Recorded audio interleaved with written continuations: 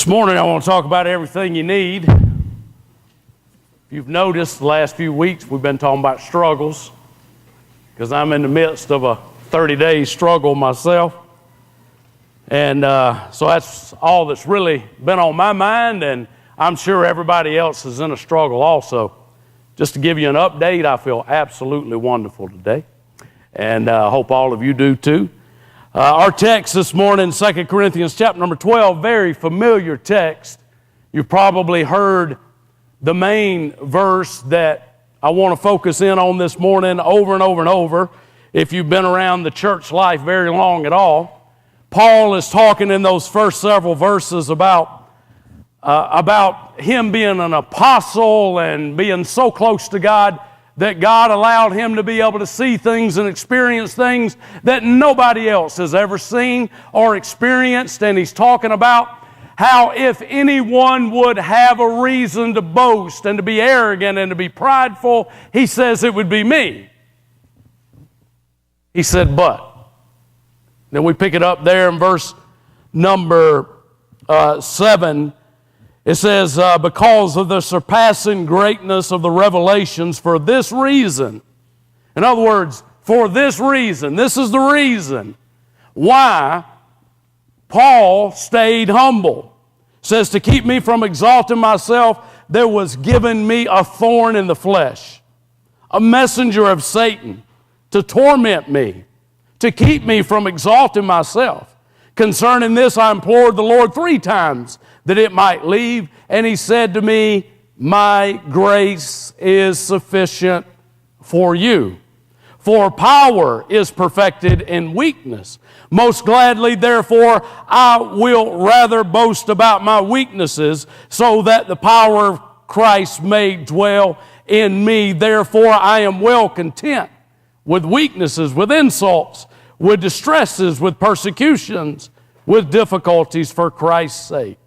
For when I am weak, then I am strong. Everything you need. I've learned this last week, 2 weeks, working around the house and working in the yard, that Walmart and Lowe's has everything you need. And I can't tell you how many times I've started a project, thought I had a tool that would work, and guess what? The tool wouldn't work the way I wanted it to work, so I had to go to Walmart or Lowe's because they've got everything you need to be able to do stuff around the house. Well, I'm here to tell you this morning, as children of God, as Christians this morning, you have everything you need already. It is already right there. His name is El Shaddai. He's your God. He's the mighty God. He is the sufficient God. And everything you need to deal with and to handle everything that is in your life, everything that is coming into your life, you already have. Everything you need this morning to know. Not only everything you need to know, but everything you need to know about getting everything you need. You see, you might not know the pathway this morning to getting everything that you need. Not everything that you want, not everything that's going to give you an answer, not everything that's going to make you feel better about whatever's in your life, but there is everything you need in our mighty God, our sufficient God that we serve. And this morning, hopefully, we can show you, if you don't know the way, how to find the way to be able to get to your God, to be able to get the answers, the guidance, the strength. And sometimes He might not take away the struggle. He might not take away the difficulty. But you know what our great God does? He joins us in the difficulty. Paul begged God, take this away. Take this out of my life. He says, I'm not going to do it. Because what it's going to do is it's going to keep you humble, Paul. It's going to keep you dependent on me. So therefore, I'm not going to take it away. But I'll tell you what I'll give you. I'll give you my grace. And you know what? His grace is sufficient. One thing you need to remember, we don't like everything that life brings our way, but you know what? If God brings it to you and brings it to me, He will bring you through it, and He will bring me through it. It might not be easy. It might be a long process. There might be a lot of healing. There might be a lot of times you slip, fall, get back up, beg God, beg God, beg God. But I'm telling you, keep going. Sorry, I just spilled that all over me. Keep going, don't quit. Because you know what? Everything you need will come at the perfect time. See, our problem is we're trying to look out there. And we walk by faith, not by sight. So when we don't see it with our eyes and we don't see it with the sight that we have in the physical realm, it's easy sometimes for life to get turbulent. But everything, when you are seeking God and following God and leaning on God, everything you need will come your way at the perfect time that you need it. God's always right on time. We just impatient and way ahead of schedule, and God's trying to do something in our lives, but He always is right on time, and He's not going to let you go 1 minute, 1 second beyond that which you are able, that you are calling out for help, for provision, for protection. He's going to be there for you. He promises that to us. You say, well, Pastor Jeff, you just don't realize. You don't realize how weak I am. You don't realize how insecure I am. You don't realize the lack of ability that I have. You don't realize how many doubts that I have inside of my mind. You know what? I might not know everything that's in your life, and the struggles and the weaknesses and the inabilities that you have. But you know what? They're no surprise to God. They're no surprise to Him. And you know, the truth is, God created us that way. He created us that way for there to be a lack in our life and an insufficiency in our life so that it would draw us to Him. I'm telling you, you can't live this life, especially the Christian life, without Him. You can't do it. So therefore, yeah, you have weaknesses, I have weaknesses. You have inabilities, I have inabilities. You have doubts, I have doubt. We all got them. Guess what? They're no surprise to God. God's not shocked when you doubt. God's not shocked when you're struggling. God's not shocked when you fall in a hole. God's never shocked. He loves us. He's there for us. He's got everything we need, and He knows that we're weak. He knows that we struggle. He knows that we're going to need His power. We're going to need His provisions. And He can intervene. He can take it away. He can. He's a miracle-working God. He can not only take it away, He can do something in your life over a period of time, then take it away, or He can join you in it. He can do any of the above. But there's one thing He won't do. And that's, He won't leave you. No matter how bad the struggle is, how difficult it is. Let's talk about this morning. Point number 8. Let's talk about your reality is real. Whatever your reality is this morning, guess what? It's real to you. You know, as you read about reality, I'm not a counselor. I don't have all them degrees like Ben and Jada. But reality, a lot of times when you're counseling other people, a lot of times even a lot of the stuff that I've dealt with through the years when you're talking with people are things that they perceive that is going to happen or might happen or could happen, and it's so real to them. It's so vivid to them. And you're right, we can't discount reality. Reality is real.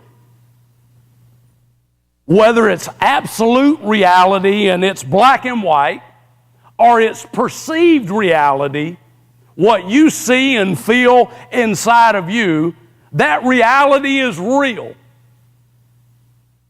Now, I think that if we perceive it on the inside with doubts and insecurities, it's definitely God warning of how desperate we really need Him.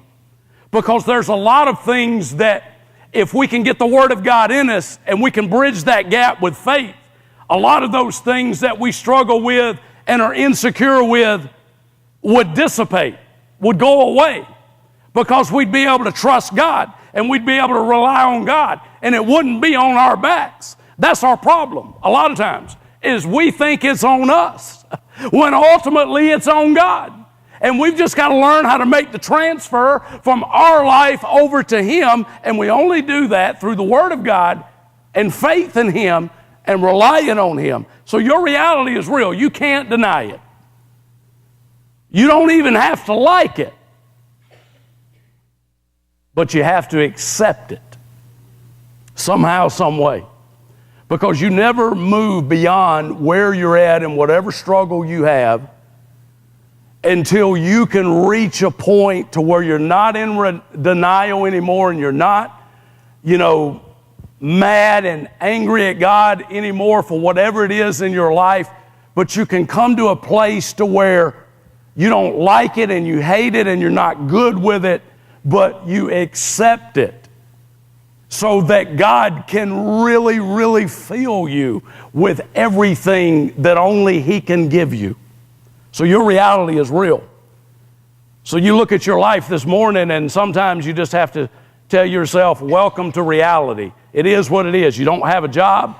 Your kids are struggling. They're driving you crazy. You're having a relationship problem. Welcome to reality. It's real. You can't deny it. You can't run away from it. You got to face it, and you got to deal with it because it's real. Number two, your reality is real, but what about your reaction to it? Point number B, your reaction to it. This here will all stem from your reality is real, but how are you responding to it? What is the process that you are using right now to deal with whatever struggle that you have in your life? Emotions can be very, very strong. And if we're not careful, we can become emotional beings instead of spiritual beings. Your emotions are real. You can't deny those either. But we have to live on solid spiritual ground, because solid spiritual ground is the only thing that can take the reality in front of us and give us what we need to deal with. That solid spiritual ground is the only thing that can take those powerful emotions that are in your thoughts, that are in your mind, that are boiling all on the inside of you, and somehow allow those things to become at ease and to be able to rest and to be able to have some peace. So what do you do when you have reality moments in your life, struggles in your life? What is your reaction? Do you turn to God? Do you trust Him? Or do you turn inwardly and immediately look at you and how this is going to be so hard on you, so difficult on you, so devastating on you? And worse than looking inward at us, and it just naturally happens that if we don't turn to God and we turn to us on the inside, we're eventually going to turn on those on the outside. And it's called stress. It's called being irritable. When you're not at peace and you're not at rest with Jesus inside, it's just going to boil over. And most of the time it boils over on those that you love the most. An emotional response instead of a spiritual response. Hebrews 11:1 says that faith is the only way that we can live this life. Let me read it to you. Hebrews 11:1. Let me go back. I was drawing a little blank right there in my mind. It says, now faith is the assurance or the reality of things hoped for and the conviction of things not seen. See, some of you have never really seen God move in your life, so you're not really sure if He will move in your life. And you're never going to be sure until you experience it yourself. You're always going to have doubts. You're always going to have insecurities. There has to be a first time to experience God in that level to where you truly depend upon Him, to where you truly trust Him and seek Him. And as you do, you see that He becomes your provider, your nurturer, your healer, your deliverer, your protector, whatever it is and whatever struggle that you have. Third of all, point C, your responsibility in it. The responsibility in every struggle, you know where that responsibility lies? It lies completely on your shoulders and my shoulders. In dealing with it, facing it, navigating through it, the responsibility rests on our shoulders to be able to get through it. What do you do with what life brings to you? What do you do? What's your response? What did you do this past week? See, that's the only thing that we're really in control of is how do we react to what comes our way, and then how do we respond when it does come our way. So when life brings you difficulties, what's your formula right now? I think I would probably say that a lot of us maybe eventually come around to trusting God. But how long do you go before you even try trusting God? How long do you go before you even pray for wisdom? How long do you even go before you get down on your knees and you thank God that everything is not the way you want it to be, but He has always been what He said He would be, and you need Him right now in your life more than you've ever needed Him before, and you just need to feel His mighty presence surround you inside of your mind and inside of your heart, and to bring you peace and rest and strength. You see, the reality of what is in your life can bind you up or it can set you free. The reality of what is in your life can bind you up or it can set you free. That reality in your life can become an opportunity to experience God, or it can become an obstacle that will tie you up and put you in bondage and hold you back from being able to find that great and awesome God who loves you so much and wants you so desperately just to reach out to Him. Number one, let's talk about the struggle you're in this morning. You know, I've often said, talking about trials and storms, and let's face it, it's one of those subjects that you could preach on once a month, and it would relate because everybody's always going through something different. You're going, maybe, as I talk about these struggles, there are some struggles that are long-term, some struggles that are lifetime. The majority of struggles that we face in life are short-term. When I say short-term, compared to your lifespan. They come and they go, and they come at different times in your life, at different levels in your life. They come at different maturity levels in your walk with God. So you're always looking at them differently, viewing them differently, and it's no different than going to school. You start in kindergarten, and then you elevate up through the 12th grade, and then you go to college. It's the same way in the Christian realm.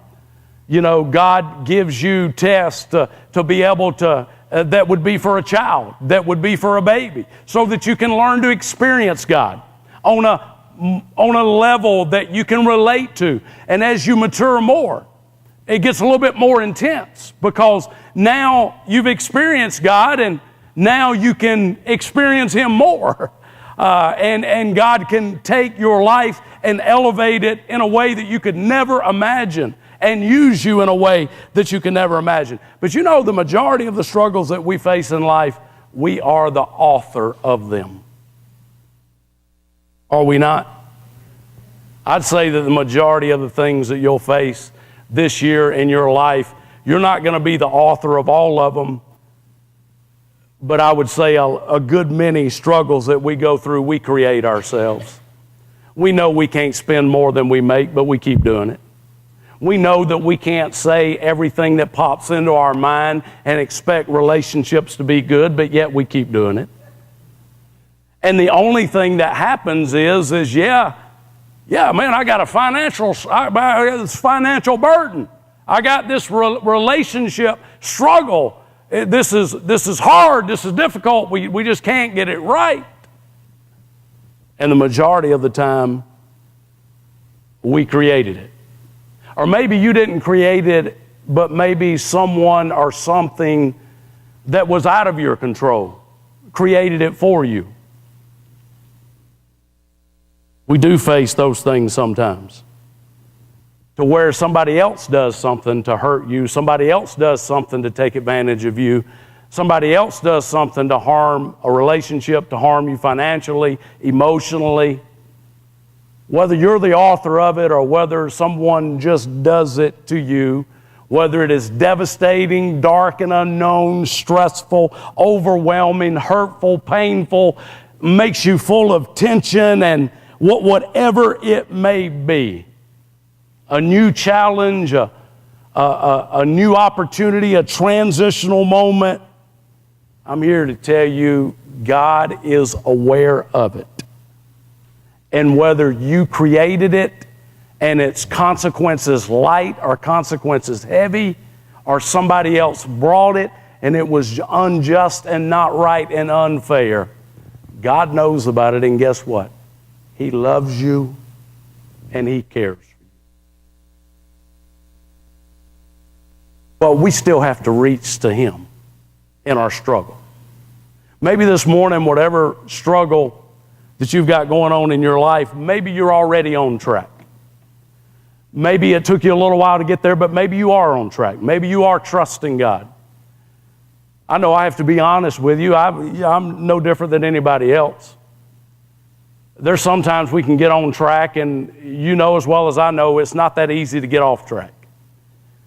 You know, if you're focused on God today and you're on track, take your focus off God 3 days next week.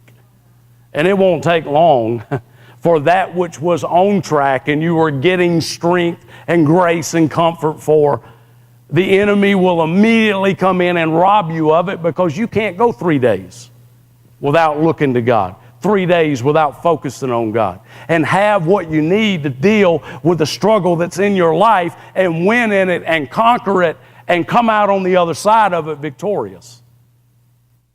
Maybe you're here this morning and you don't know which way to turn. When I say being on track, you're like thinking, I ain't never been on track. I ain't never been on track. I don't know how to get on track. I'm not okay, and I ain't never been okay. I wrote this morning, and Ben tells me this all the time, and I've heard him tell other people. It's okay not to be okay.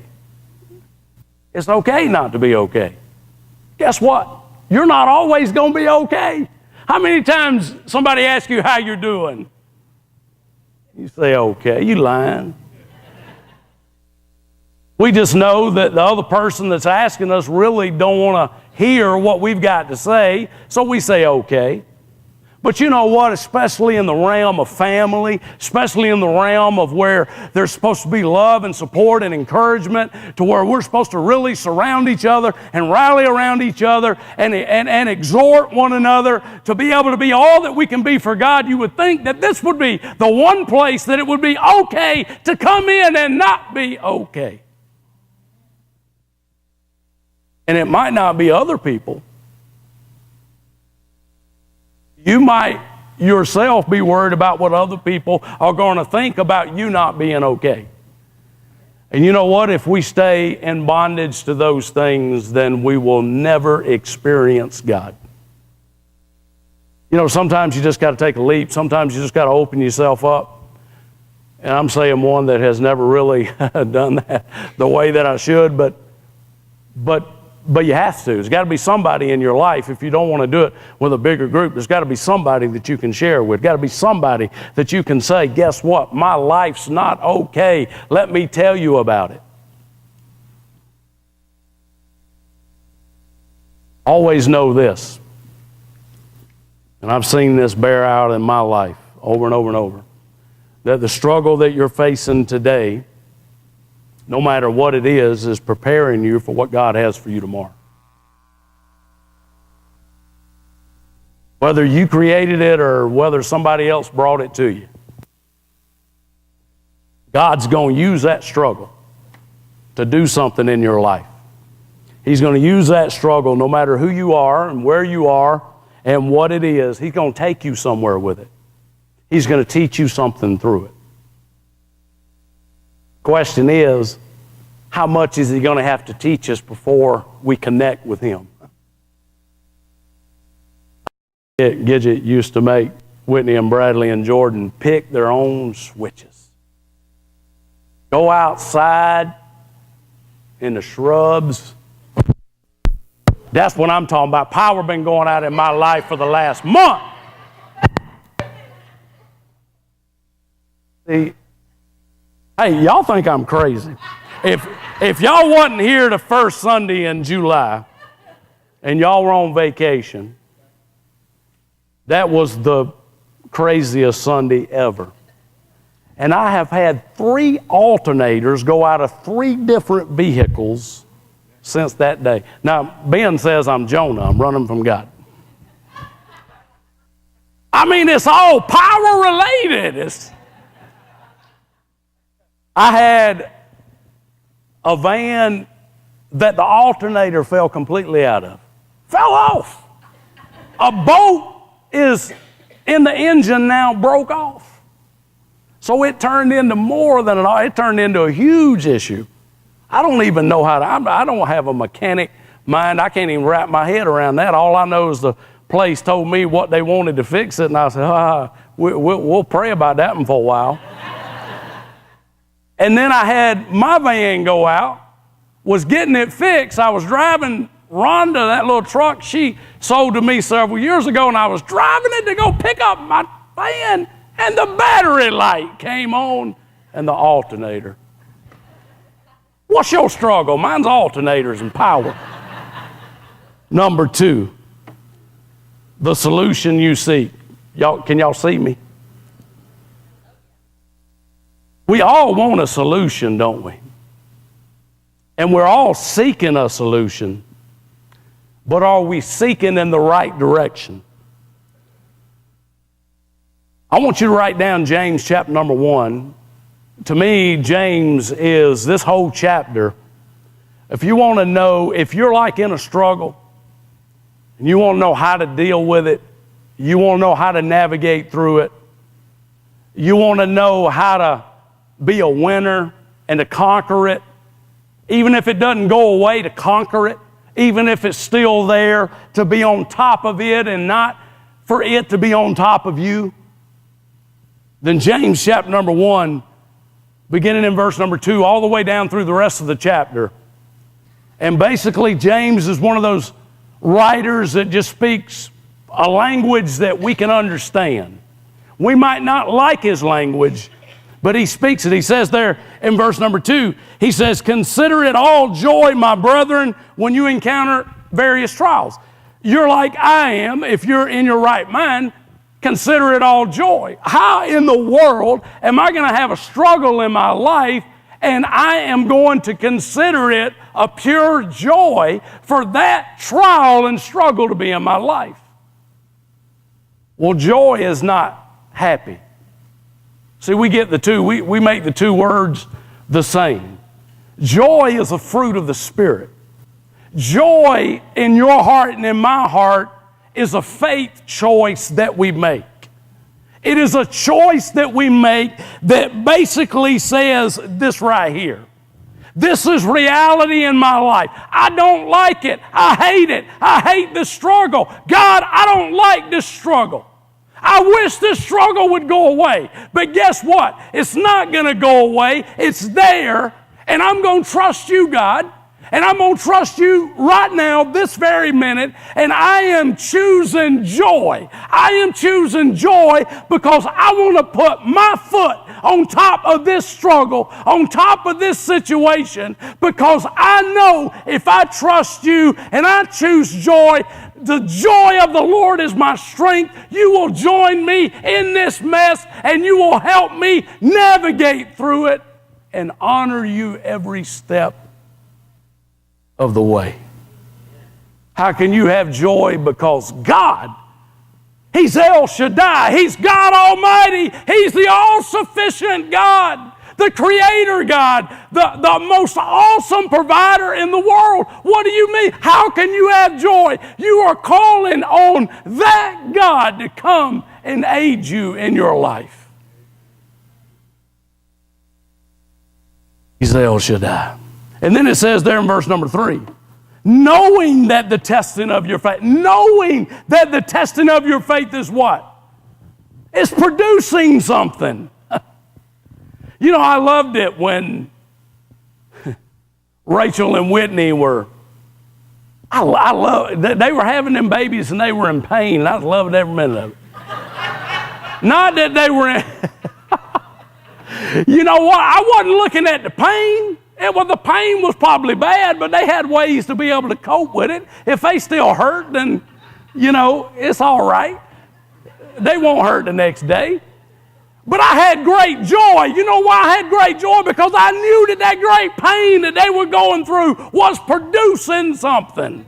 What was it producing? It was producing these beautiful little children. And you know what? Your pain might be hard, dark, difficult, but guess what? God's got something for that. And if you're still hurting and you still got issues, that's your problem. He's got everything you need. Can He not heal? Can He not join you? Can He not give you grace? Can He not help you through the most struggling moments of your life? Can He not help you through the darkest valley of your life? Is He God or is He not God? Is He El Shaddai or not El Shaddai? Who is He to you? Knowing that it's producing something in your life. What is it producing? Character, Christ-likeness. And then it goes on to say that He is doing it to make you perfect and complete, lacking in nothing. You know what? He is doing it to complete you. Complete you where? Complete you on the inside. You know where your struggles are? They're on the inside. You know what He's trying to do? He's trying to resurrect the inside. Because whatever's on the inside will just be a matter of time before it's a mere reflection on the outside. He's producing that. And then He says, basically, that we need to continue. He says there in verse number 4, and let endurance have its perfect work. In other words, continue on. Don't quit.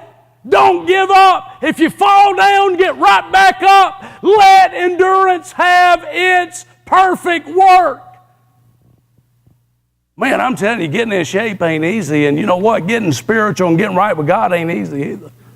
Eating right ain't easy. I don't like to eat right. You don't like to eat right. Nobody likes to eat right. We want to be able to eat whatever we can eat and be able to have the best cholesterol and be able to have the best blood work ever.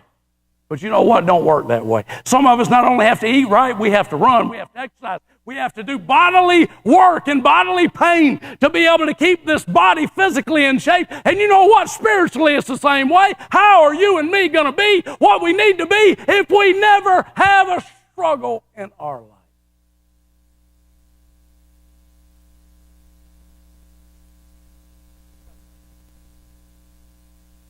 Got to learn how to get your dose of God, and when you learn that, I'm telling you, you're going to be so much better off. He's going to do a completing work on the inside of you that is going to resurrect your life and take you to another level. So I don't know what to do, Pastor. And guess what? James tells us that too. He says, verse 5, if any of you lack wisdom, let him ask of God.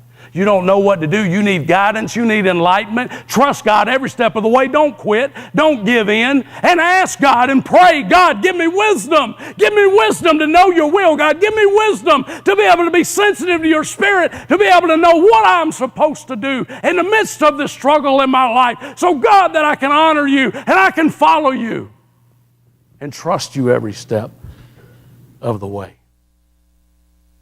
Not only do we pray for wisdom, he also tells us what to do when we pray in verse number 6. He said, you got to ask in faith. I mean, if you're going to go to God and you're going to pray and you're going to seek God and you're going to ask Him for those things, you got to ask in faith. Because if you don't have faith that this El Shaddai, great God, mighty God, sufficient God, provider, can give you what you're asking for, you're going to be a doubter. And you know what a doubter is? They're tossed all over the waves. They can't make no progress in their life. The light keeps going out in their life just like it does here. They can't make no progress because they want to believe, but they just ain't believing. And the only reason they ain't believing is just because they just don't want to believe. Then you know what? He tells us what to even do after that. If you skip on down, he'll talk about temptation and some other things. And he gets down there, verse number 19, and he talks about our spiritual lives. He uses an analogy about cleaning the wax out of your ear so that you can what? Not clean the wax out of your ear so you don't have wax in your ears, but clean it out and be quick to hear, slow to speak, slow to anger. What? So you can hear from God. Clean out the clutter in your life so that you can be spiritually connected to God to where you can hear His Word. Then he says in verse number 22, when you hear that word, you have one responsibility, and one responsibility is all you have.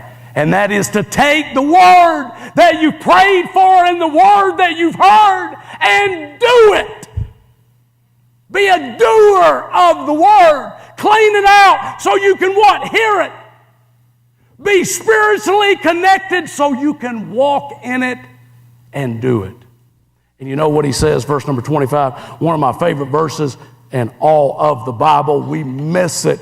But one who looks intently at the perfect law of liberty and abides by it, not becoming a forgetful hearer, but an effectual doer, this man shall be blessed in what he does. Blessed in what he does. Why? Because he hears the word and he does it. He doesn't come to church on a Sunday morning with a struggle and a darkness in their life and hear the word of God and go out there and forget the word that was spoken inside of their heart and not do it.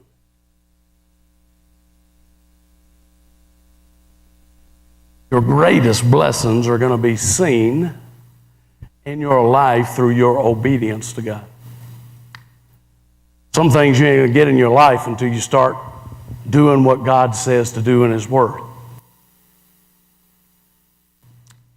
And you know what? When you do, when you start looking for solutions that way, and you get on track that way, you're going to have this last one.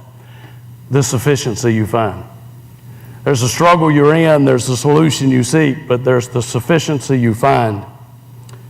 What do you find? You find Him. You find and experience a supernatural experience. Supernatural experience is God showing you His Word and you just obeying it. That's supernatural. Because that's living not by sight, but that's living by faith. That's not living according to the physical realm around you, but it's living according to the spiritual realm that God is showing you. And that will become supernatural in your life. No matter what situation you have in your life that seems so impossible, it's possible because possible is in the word impossible. We serve a possible God. Nothing is impossible with Him.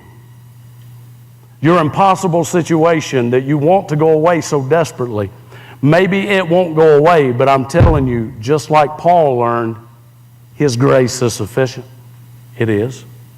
Don't say it's not until you try it. Because whatever struggle you have may or may not go away. I don't know, only God knows. Maybe God will communicate that to you like He did Paul. But I know this one thing, that right there is basically James 1 through that whole chapter is the formula to be able to handle any trial and struggle that comes your way in life. Whether it's long-term, short-term, a financial struggle, a health-related struggle, a relational struggle, you got to do what God tells you to do. If God tells you to get the bitterness out of your heart and go and ask somebody for forgiveness that you wronged, that you said something wrong, how do you expect that God's ever going to bring that victory into your life until you pick your feet up off the floor and walk in faith and do what God tells you to do? Some of you just been in one financial struggle right after another. How are you ever going to get God's blessings raining down in your life if you don't ever put Him first? How are you ever going to get His blessing? How are you ever going to get your emotional state and your emotional being under control when there's no spiritual depth in your life whatsoever? Your emotions rule every aspect of your life. It's all about you, what you think, what you say. Just read Facebook. That'll tell you. You don't even have to be Facebook police. Just scan down your news feed one day and you can tell that life, majority of the time, is all about us. Emotional responses, me included. We need spiritual depth. How are you going to get it? You're going to get it one day at a time. God's got something for that, and He's got everything you need. The question is, are you willing to do what it's going to take to get all that He's got to give you? Your choice, on your shoulders. Responsibility, right back to you. God gives you His Word. Now, you have to do something with it. Let's stand, bow our heads.